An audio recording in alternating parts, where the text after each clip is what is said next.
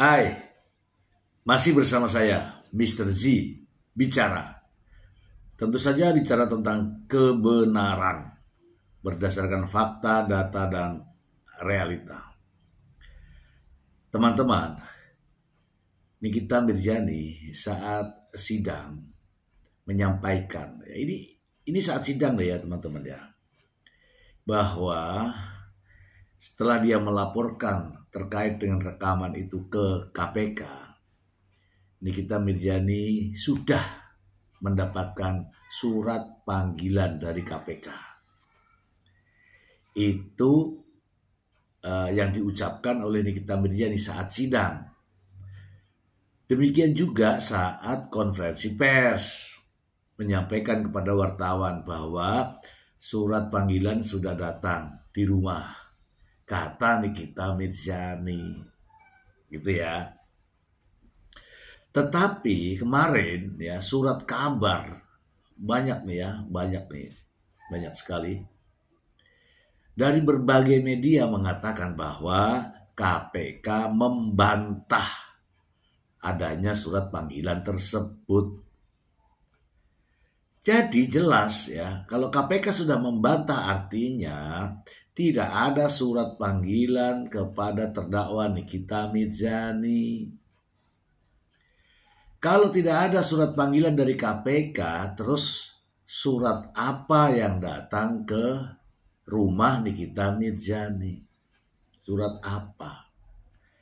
Itu ya, atau surat dari mana gitu.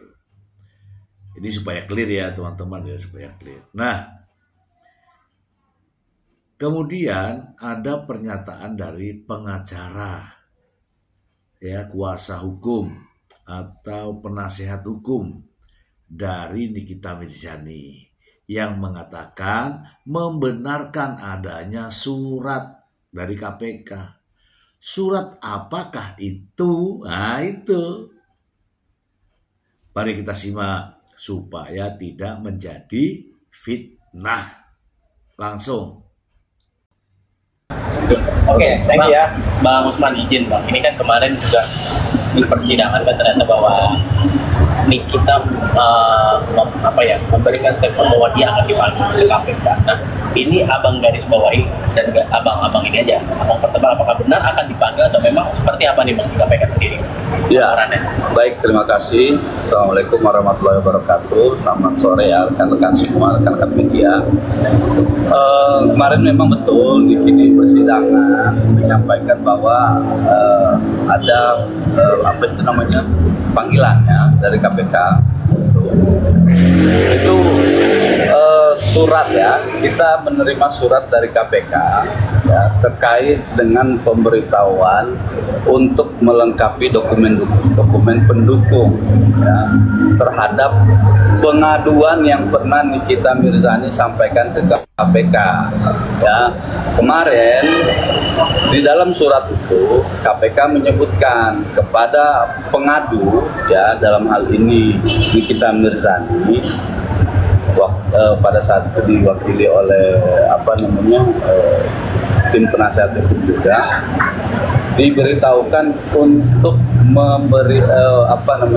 menyampaikan dokumen-dokumen pendukung terkait dengan adanya pengaduannya kepada KPK ya, institusi kita, adanya dugaan suap ya.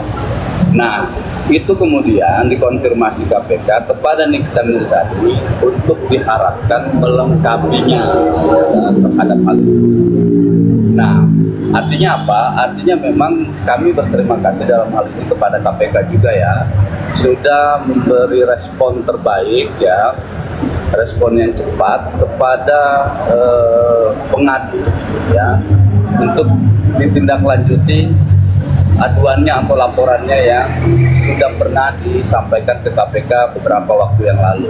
Nah, kemarin itu memang kita sampaikan di persidangan, per hari Kamis kemarin KPK atau Nikita mendapatkan surat dari Komisi Pemberantasan Korupsi. Nah, gitu teman-teman. Oke, Bang, artinya ini berarti sosok ini yang dilaporkan masih dalam kapasitas di ruang sidang yang sama atau mungkin ada pihak lain, Bang? Karena kan kemarin saya sempat mewawancarai lah salah satu sahabatnya nih kita yang sekarang sudah berbalik dari kita ya, MS lah ya, kita sebut aja. Dia mengatakan bahwa silakan temukan kalau memang ada dugaan saya menyuap JPU agar bisa menjebloskan itu gimana? Jadi harus digarisbawahi begini ya. Ini kita itu dalam kerangka menggunakan haknya sebagai warga negara Indonesia. Konteksnya dia adalah menggunakan hak hukumnya ya kepada siapapun ya. Nah, dalam hal ini hak hukumnya dia pakai ke pihak Komisi Pemberantasan Korupsi ya. Nah, ini kita meyakini adanya dugaan tindak pidana korupsi dalam proses hukum yang saat ini dia alami. Dalam hal demikian, saya pikir ini kita bagus ya menggunakan hak itu untuk mencari atau menemukan sebuah kebenaran dan keadilan di situ. Jadi tidak melulu ya itu disampaikan bahwa ada suap. Tidak dalam konteks itu, tidak dalam konteks menyebut orang dalam suap atau menyebut salah satu pihak melakukan suap, tidak ya, tidak dalam konteks itu. Tapi Nikita dalam konteks ini adalah menduga bahwa dirinya saat ini itu mengalami kriminalisasi hukum dengan cara adanya dugaan tindak pidana korupsi di dalamnya, sehingga Nikita itu sendiri menggunakan haknya untuk membuat pengaduan kepada Komisi Pemberantasan Korupsi, begitu. Lalu Bang, kalau kita berbicara mengenai pemicunya, apa sih yang sebenarnya pemicu awal nih akhirnya ingin membuat laporan ke KPK? Jadi gini, mungkin teman-teman media di awal-awal persidangan ya sempat melihat ada kegaduhan dalam sebuah proses persidangan ini kita. Itu terkait dengan permintaannya yang memutarkan rekaman percakapan. Ya. Nah, dalam rekaman percakapan itu yang sudah beredar luas dan kemarin pun kita putarkan di persidangan pada saat ini kita diperiksa gitu kan. Nah, juga di situ ada screenshot percakapan, saya nggak lupa ya kemarin itu percakapan WA atau percakapan di media sosial gitu kan. Tapi intinya begini di percakapan itu, bahwa kita sudah mengunci petinggi-petinggi ini dalam hal ada bahasanya bintang-bintang, kira-kira begitu ya. Ini saya mengutip kembali bukti ya dalam persidangan ini kita kemarin. Lalu kemudian disampaikan juga di situ kita sedang menebar amunisi ya untuk mengawal ini semua, kira-kira begitulah. Saya kurang lebih bahasanya begitu. Tapi saya ingat itu ada menebar amunisi. Nah, kemudian saya tanyakan kepada Nikita, maksudnya apa Anda memperlihatkan bukti ini? Kita bilang, iya sejak awal memang saya sudah ditarget gitu kan untuk dilakukan kriminalisasi hukum ini, sehingga ya dengan cara apapun saya bisa mendapatkan bukti-bukti tersebut gitu kan. Nah, maka dengan bukti itu yang berkaitan dengan pengaduan ke KPK atau laporan ke KPK, dengan bukti itu kemudian dilampirkan kepada Komisi Pemberantasan Korupsi. Nanti kita juga berharap Komisi Pemberantasan Korupsi bisa melakukan penyelidikan terhadap hal itu. Artinya surat tersebut bukanlah pemanggilan, tetapi hanya sebuah surat yang mengatakan bahwa laporan sudah diterima dan sedang ditelaah dan diproses ya Pak? Iya, makanya sifatnya kan pemberitahuan. Diberitahukan ya kepada saudari Nikita Mirzani untuk terkait dengan pengaduan yang pernah disampaikan untuk melampirkan dokumen-dokumen pendukung atas laporan sebelumnya. Nah itu, maka mudah-mudahan dalam waktu dekat ini kami tim penasihat hukum ya secepatnya akan bergerak ke KPK untuk melengkapi dokumen-dokumen itu supaya kami juga bisa membantu pihak KPK untuk melakukan penyelidikan, berharap ada terungkap sebuah fakta di situ bahwa apakah ada atau tidak dugaan itu. Mudah-mudahan KPK bisa melaksanakan pekerjaannya atau tugasnya dengan sebaik-baiknya. Artinya nanti akan mengumpulkan dokumen, artinya itu sebuah bukti dong Bang. Seberapa kuat nanti bukti yang mungkin berikan ke pihak KPK ini? Jadi gini, agar mungkin bisa membuktikan bahwa adanya penyuapan, adanya dilakukan untuk memang disengaja nih menjebloskan di kita. Jadi gini ya, waktu pertama kali ini kita itu membuat pengaduan, hal yang paling penting itu adalah melengkapi administrasinya, ya. Nah, administrasinya ini apa? Pada saat itu sudah dilampirkan beberapa dokumen pendukung, ya. Misalnya terkait dengan rekaman yang pernah mau diputar dan kemarin akhirnya alhamdulillah sudah diputar di persidangan. Nah, itu adalah salah satu lampiran bukti yang pernah kita berikan kepada pihak KPK, ya. Nah, oleh KPK sudah dilakukan telaah dan lain sebagainya, sudah dilakukan verifikasi, gitu kan. Nah, sehingga hari Kamis kemarin itu di tanggal 2, KPK mengirimkan surat pemberitahuan kepada Nikita untuk melengkapi lagi dokumen-dokumen pendukung. Apa aja mungkin akan dilengkapi? Nanti kalau itu tidak bisa saya. Teman-teman sudah dengarkan. Jadi kalau yang namanya surat panggilan itu jelas ya menentukan kapan datangnya, ya, kapan datang dipanggilnya. Kemudian bertemu dengan siapa. Itu jelas, namanya saja surat panggilan. Kapan harus datang, ketemu siapa, untuk apa keperluannya dipanggil, itu surat panggilan. Jelas Nikita Mirzani mengatakan bahwa itu surat panggilan, ya kan? Nah, sang pengacara tadi mengatakan bahwa memang ada surat, dan surat itu surat pemberitahuan, beda konteksnya.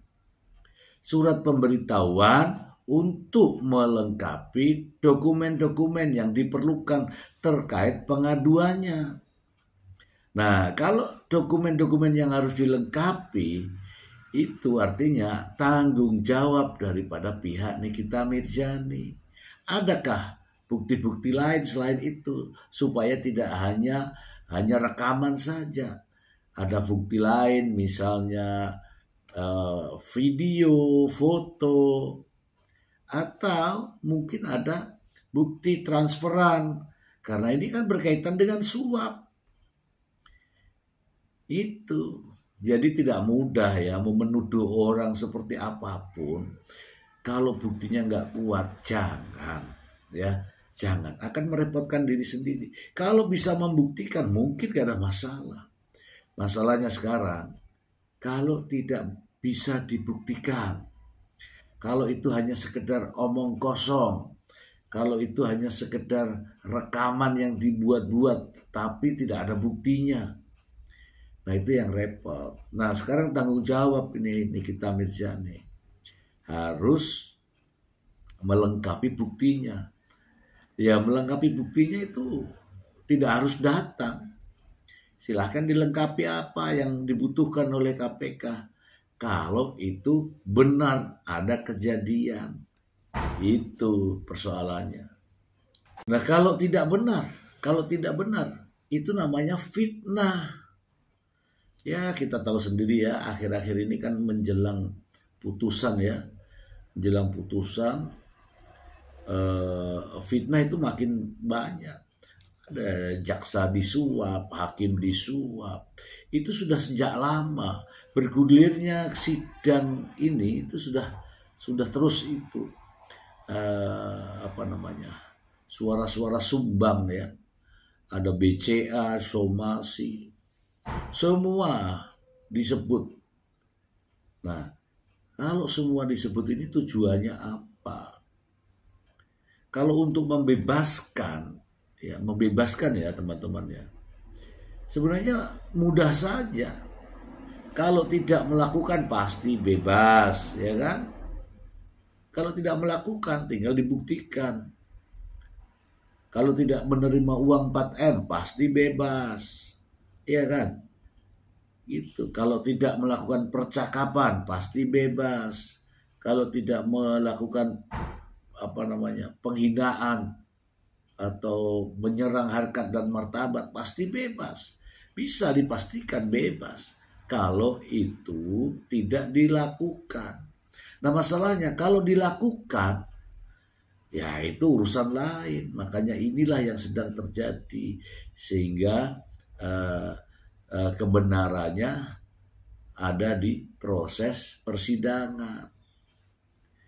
Itu ya, kemarin itu kan begitu banyak drama, menuduh jaksa disuap, hakim disuap, ada pengaturan antara jaksa dan hakim oleh seseorang, bahkan menyebut nama Fitri Salhuteru terkait dengan pengaturan jaksa dan hakim ini tidak benar.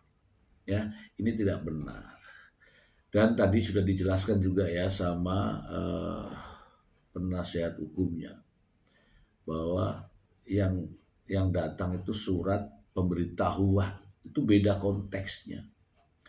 Kalau surat pemberitahuan ya sama saya ini seperti ini, surat pemberitahuan pembayaran listrik, ya kan? Surat pemberitahuan pembayaran air itu biasa. Ya, mau dibayar kapan itu biasa.